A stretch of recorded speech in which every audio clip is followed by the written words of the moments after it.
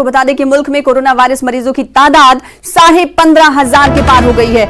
नए 1,334 केस सामने आ रहे हैं। 24 घंटों में 27 अमवात की निशानदेही कर ली गई है। कोरोना से अब तक 507 अमवात हुई हैं, तो वहीं पॉजिटिव केसेस की तादाद लगातार बढ़ रही है। अब ये तादाद 15,712 हो गई है। 12,974 केस एक्टिव बताए जा रहे हैं। हमारे साथ हमारे नुमाइंदे राजीव तिवारी दिल्ली से जुड़ रहे हैं। राजीव, हम ये देख रहे हैं कि लगातार कोरोना वायरस सब पैर पसार रहा है और अब ये तादाद 16,000 को छूने तक है।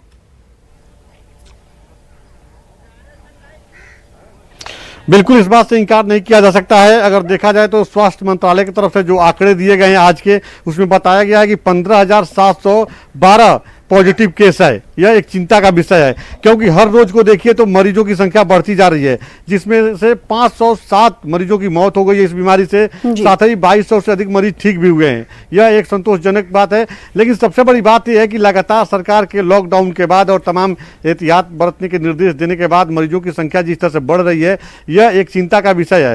हालांकि स्वास्थ्य मंत्रालय की तरफ से रोज ही एक प्रेस वार्ता होती है और जिसमें दूसरे देशों से जो तुलना की जाती है, उसमें अगर देखा जाए तो भारत का जो कंडीशन है, जो स्थिति है, बहुत ही अच्छी है दूसरे देशों की अपेक्षा। क्योंकि यहाँ पे जो मरीजों की जो तादाद है, एक बड़ी संख्या में जो है वो ठीक भी हो रही है इस बीमारी से।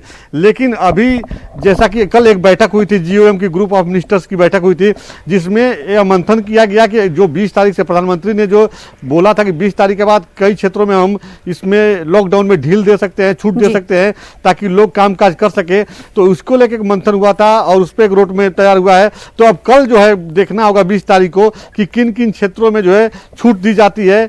मनरेगा की बात की जाए या कंस्ट्रक्शन सेक्टर की बात की जाए या और जो डेवलपमेंट खेती किसानी की जो बात है, तो किन किन क्षेत्रों में छूट दी जाती है, जिसमें एक बड़ा मजदूर वर्ग निकल के अपनी रोजी रोटी की तलाश, जो लोग बैठे हुए घर पे वो कर सके, जो लोग परेशान है वो उनको रोजी काम करने का मौका मिले और उससे जो अर्न करके अपना जीविकोपार्जन कर सके। तो सरकार के सामने एक बड़ी चुनौती ये भी है।